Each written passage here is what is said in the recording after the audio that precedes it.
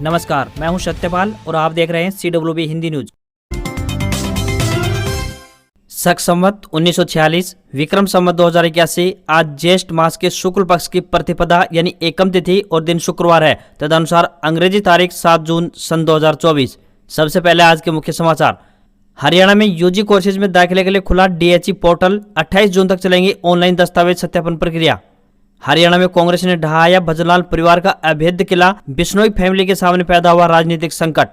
किसानों को अगले सप्ताह मिल सकता है MSP में बढ़ोतरी का तोहफा। इन फसलों पर ऐलान संभव, बताएंगे पूरी अपडेट। हैप्पी कार्ड का इंतजार कर रहे लोगों के लिए खुशखबरी। आज कार्ड वितरण के लिए हिसार व हासी बस स्टैंड पर लगेगा मेला। हरियाणा सरकार का बड़ा फैसला। मुख्यमंत्री किसान एवं खेतिहर मजदूर जीवन सुरक्षा योजना से समाप्त होगी आयु सीमा। हरियाणा के 4 नवनिर्वाचित सांसदों के साथ दिल्ली पहुंचे हुड्डा। बीजेपी को लेकर कही ये बड़ी बातें। मोदी 9 जून को शाम 6 बजे शपथ ले सकते हैं। लोकसभा चुनाव में भाजपा के जीते सभी मंत्री इस बार भी रिपीट होंगे। यूपी बिहार समेत 4 राज्यों में हीटवेव का अलर्ट जारी। नॉर्थ ईस्ट राज्यों में भारी बारिश होगी। मानसून 27 जून तक दिल्ली पहुंचने का अनुमान।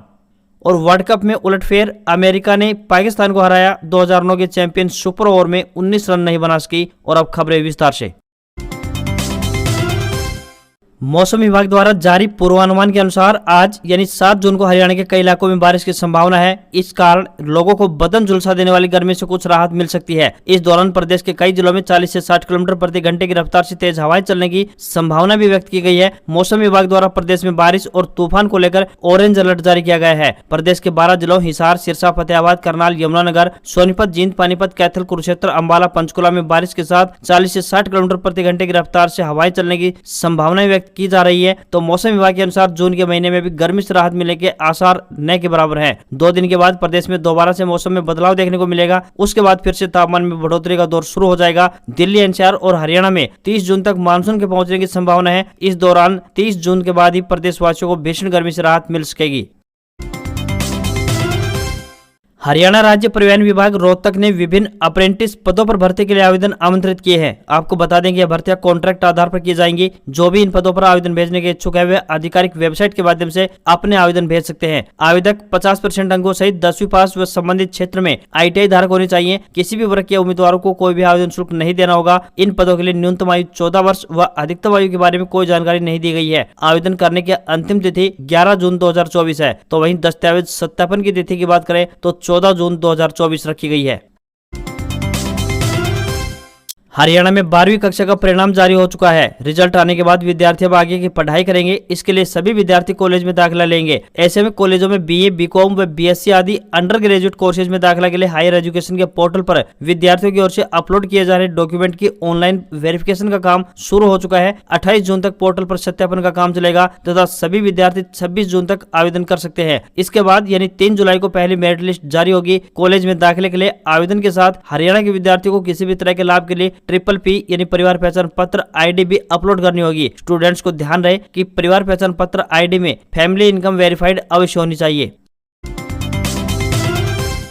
हरियाणा में 56 साल से भजनलाल परिवार का अभेद्य दुर्ग कहे जाने वाले हिसार लोकसभा क्षेत्र के अंतर्गत आदमपुर में इस बार लोकसभा चुनाव में भारतीय जनता पार्टी यानी BJP को हार का सामना करना पड़ा है। इस सीट से पूर्व मुख्यमंत्री स्वर्गीय चौधरी भजनलाल साल 1968 में पहली बार विधायक बने थे और तब से जितने भी चुनाव हुए सभी में भजनलाल परिवार ही आदमपुर से जीतता रहा है। इस लोकसभा चुनाव में आदमपुर से रणजीत चौटाला को जीत दिलाने की पूरी जिम्मेदारी कुलदीप बिश्नोई और उनके बेटे BJP विधायक भव्य बिश्नोई पर थी और पार्टी ऐसी आस भी लगाए बैठी थी। हिसार से रणजीत चौटाला को आदमपुर में 53,156 वोट मिले, जबकि कांग्रेस के जयप्रकाश उर्फ JP को 59,544 वोट पाने में कामयाब रहे। इस तरह कांग्रेस पार्टी के उम्मीदवार जयप्रकाश ने 6,384 वोट से आदमपुर में जीत हासिल कर भजनलाल के अभेद्य दुर्ग को ढहा दिया। आदमपुर में राजनीतिक जीवन पर हार की खामियाजी की स्थिति को भांपते हुए कुलदीप बिश्नोई चुनाव प्रचार के दौरान हाथ जोड़कर कहते भी रहे कि मेरी लाज रखना, कहीं गलत कदम उठाना लेना, लेकिन कुलदीप बिश्नोई की अपील को लोगों ने अनसुना कर दिया। आदमपुर में BJP प्रत्याशी की हार ने कुलदीप बिश्नोई के लिए राजनीतिक संकट पैदा कर दिया है। इसका खामियाजा उन्हें BJP में रहकर ही भुगतना पड़ेगा। इसके अलावा उनके पास अब कोई ऑप्शन भी नहीं बचा है। राजनीतिक जानकारों को मानना है कि यदि कुलदीप बिश्नोई रणजीत चौटाला को आदमपुर से जितवा देते तो उनके बेटे भव्य बिश्नोई को हरियाणा मंत्रिमंडल में जगह मिल सकती थी और चर्चा ये भी थी कि BJP की ओर से ऐसा ऑफर दिया गया था।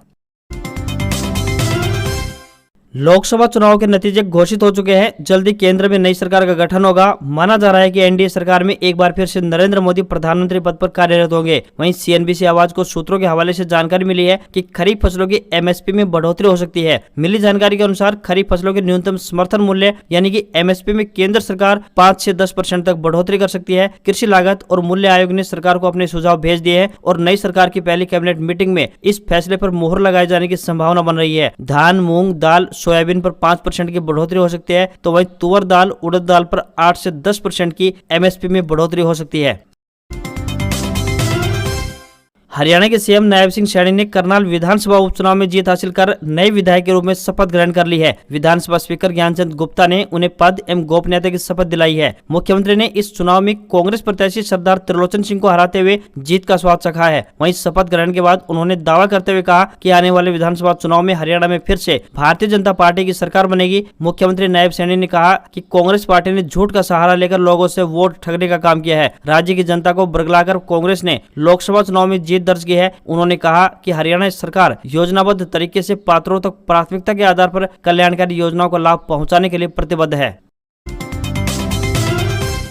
हैप्पी कार्ड के लिए आवेदन करने वाले लोगों के लिए एक अच्छी खबर सामने आ रही है। बता दें कि 7 जून यानी आज हिसार और हांसी बस स्टैंड पर हैप्पी कार्ड मेला आयोजित किया जाएगा, जिसमें हैप्पी कार्ड आवेदकों को तुरंत कार्ड दिया जाएगा। यह कार्यक्रम डायरेक्ट मुख्यमंत्री नायब सिंह सैनी की निगरानी में होगा। करनाल से मुख्यमंत्री बड़ी स्क्रीन के माध्यम से इस कार्यक्रम को देखेंगे। हिसार बस स्टैंड पर आयोजित कार्यक्रम में हैप्पी कार्ड से संबंधित शिकायत व सुझाव के लिए मुख्यमंत्री से सीधे बातचीत करने का मौका भी मिलेगा। वहीं हांसी बस स्टैंड पर आयोजित मेले में सिर्फ लाइव प्रसारण किया जाएगा। मुख्यमंत्री वीडियो कॉन्फ्रेंसिंग के जरिए 7 अन्य जिलों कैथल, हिसार, जींद, फतेहाबाद, सिरसा, भिवानी और कुरुक्षेत्र के लाभार्थियों से बातचीत भी करेंगे। हिसार बस स्टैंड पर हैप्पी कार्ड मेला सुबह 11 बजे से प्रारंभ होगा। यहाँ पर आपको बता दें कि हरियाणा परिवहन निगम ने 1 लाख रुपए सालाना आय से कम वाले परिवारों को रोडवेज बसों में 1 साल में 1000 किलोमीटर यात्रा बिल्कुल फ्री कराने की योजना चलाई है। इस योजना का लाभ लेने के लिए पात्र व्यक्ति को 50 रुपए देकर हैप्पी कार्ड बनवाने के लिए आवेदन करना होता है। हैप्पी कार्ड बनने के बाद कार्ड को roadways bus conductor e ticketing machine पर स्कैन कर कार्ड धारक को 0 रुपए के टिकट थमा देता है।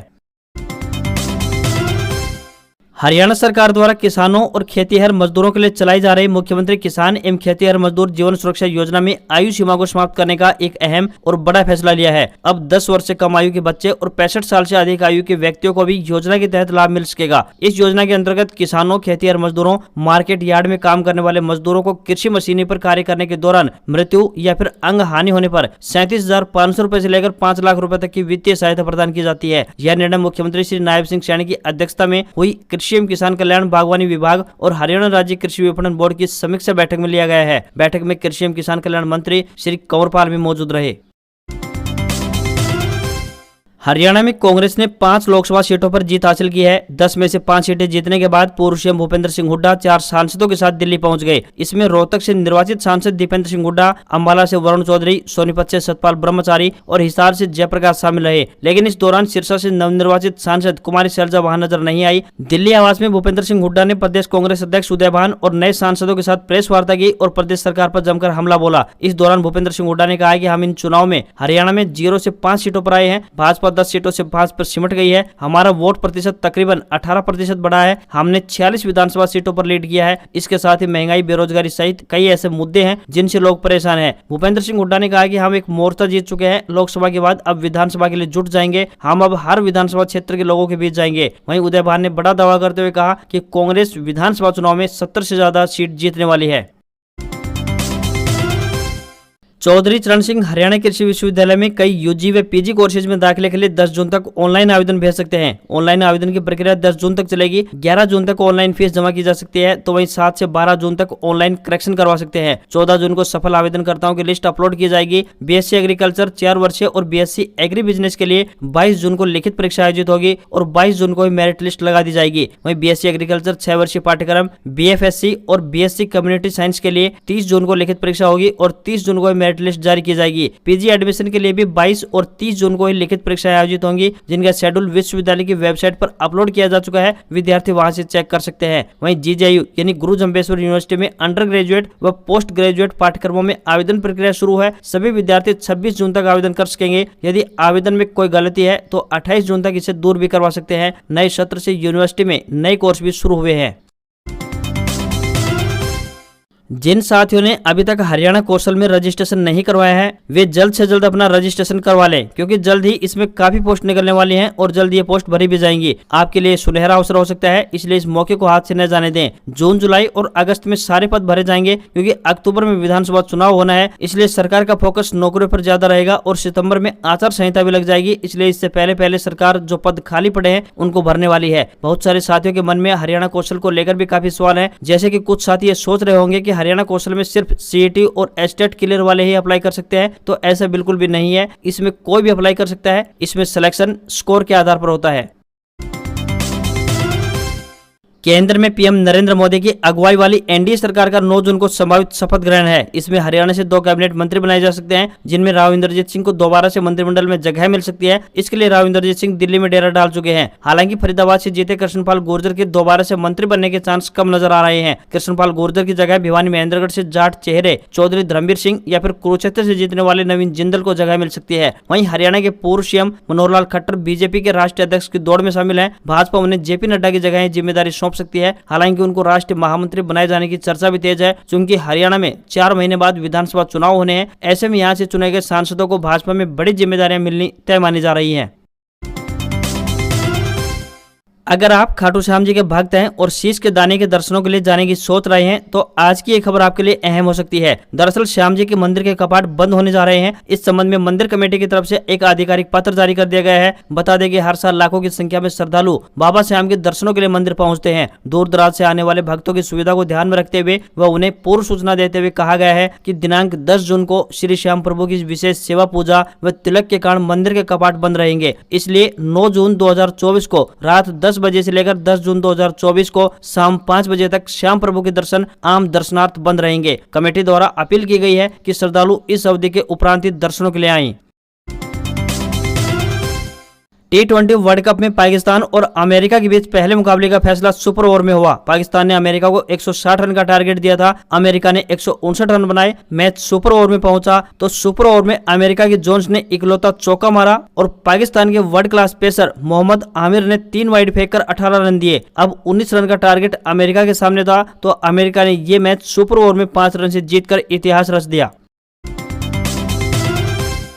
भारतीय शेयर बाजार में तेजी देखने को मिली है। सेंसेक्स 692 अंक की तेजी के साथ 75,074 के स्तर पर क्लोज हुआ, तो वहीं निफ्टी में भी 201 अंक की बढ़त दिखाई दी और ये 22,821 के लेवल पर बंद हुआ। अडानी ग्रुप के सभी 10 शेयरों में बढ़त देखने को मिली है। सोने चांदी की कीमतों में बढ़त देखने को मिल रही है। 10 ग्राम 24 कैरेट सोना 871 रुपए महंगा होकर 72,857 रुपए पर पहुंच गया है। वहीं चांदी की बात करें तो 1 किलोग्राम चांदी 2,113 रुपए बढ़कर 90,693 रुपए प्रति किलोग्राम में बिक रही है। दिल्ली में 10 ग्राम 22 कैरेट सोने की कीमत 67,450 रुपए और 10 ग्राम के 24 कैरेट सोने की कीमत 73,570 रुपए पहुंच चुकी है। आज खबरों में बस इतना ही। देखते रहिए आपका अपना हरियाणा का सबसे बेहतरीन news channel CWB Hindi news. नमस्कार। इसी आशा के साथ आपका दिन शुभ रहे।